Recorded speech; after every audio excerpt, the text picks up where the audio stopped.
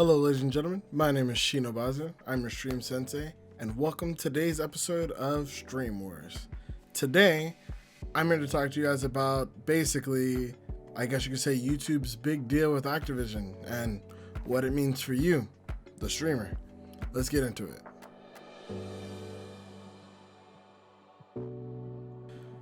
So, if you somehow have been living under a rock or missed the article that came out a few days ago, basically, Call of Duty League has started, which is basically this huge new thing in eSports where basically every city or state has their own Call of Duty team competing in a league style format, very similar to say like the NBA or the NFL. And on top of them also like having this new big eSports thing that is starting this year, they're also signing a deal to have all of the games streamed exclusively on YouTube. And not just Call of Duty, this is Call of Duty, Overwatch, and World of Warcraft as well. Now, we'll get a little bit more into Overwatch later, but I just want to say like this is actually huge for Call of Duty. Now, for anyone who's followed COD on Twitch for a while, you've noticed that on Twitch, Call of Duty kind of goes and comes in waves. When the new Call of Duty comes out, everybody's streaming on Twitch, and then usually within a month or two, the Twitch viewership kind of goes, I don't want to say being non-existent, but very minimal after the first 2 or 3 months of Call of Duty. Are there still tons of people playing it? Yes, but just not nearly as many people streaming it. And I don't think I've seen too many Call of Duty tournaments on Twitch, at least that I've gone out for. That being said, even though that's the way Call of Duty streaming has always been on Twitch, Call of Duty has not had the same relationship with YouTube. Generally, Call of Duty commentators and things like that have continued from game to game continuously and consistently making content. And a lot of them have even gotten to the point where, as YouTube has done its live streaming, doing live streaming on Twitch. But even when there's new Call of Duties on the horizon, especially like say like challenge mode players or like high tier, like, you know, high skill players have pretty much always had a space on YouTube year round. In fact, I would argue that even though Call of Duty rarely stays in the top 20 games of Twitch all year round, I would argue that it probably still stays in the top 5 or top 10 games on YouTube all year round, simply because of the type of content that gets produced and how that content gets produced.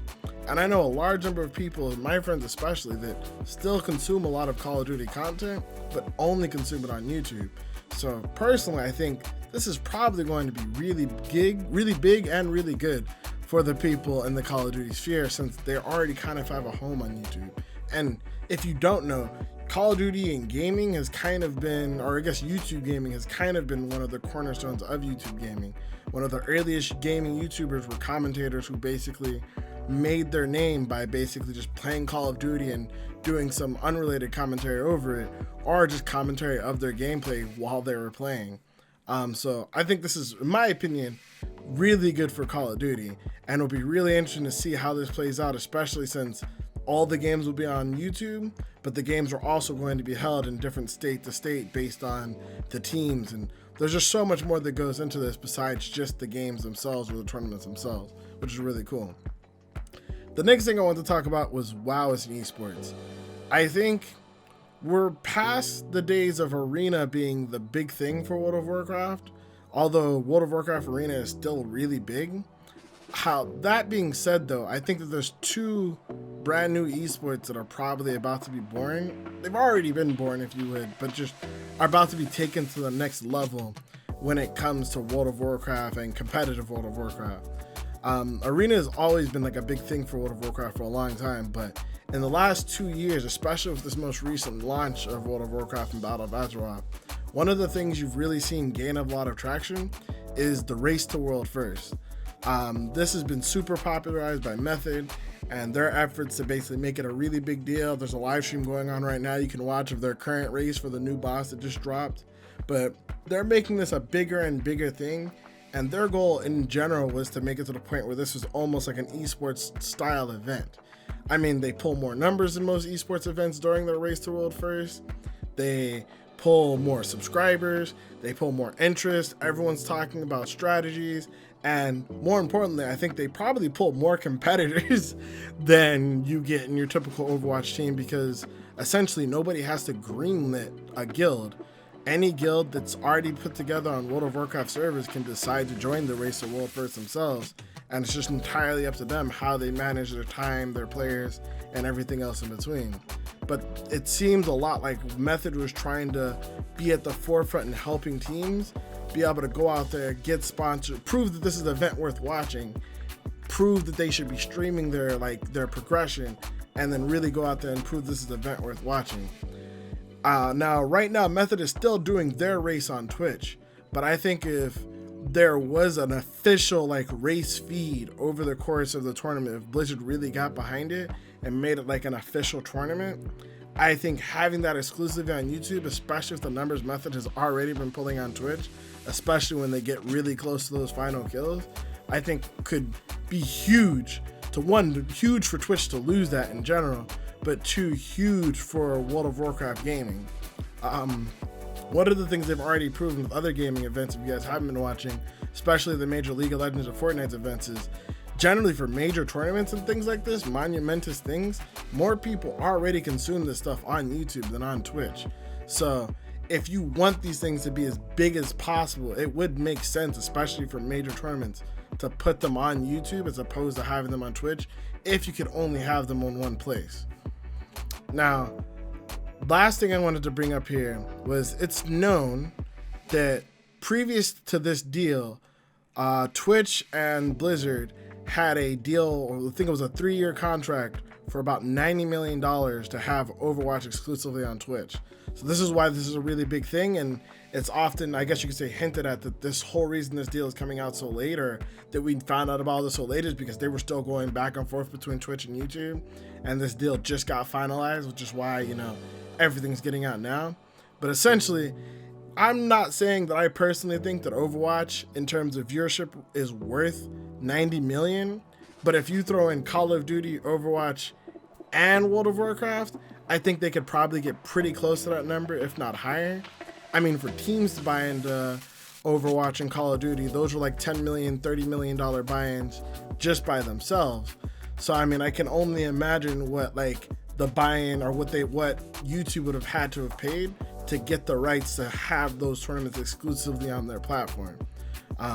To me, this shows that just YouTube is double downing and saying that they want to make sure that all the premier gaming content is on their platform. But then more importantly, if they're willing to spend anywhere between 90 to 100 million plus to getting these content on here, I can only hope that they'd be willing to match that in terms of the growth and the R&D of their platform. So ultimately, this comes back to, what does this mean for you, the streamer? Whether you're streaming on Twitch, Mixer, or YouTube. One, right now, nothing. This is big name deals happening for eSports, and I didn't even think a lot of the players are going to see the trickle down for a lot of the money being exchanged hands right here. But one of the things I will say is that in the future, I would expect a lot of big changes for gaming and YouTube to be coming. And if you don't already have a YouTube account and have some form of content on YouTube, I would highly recommend you start doing so now.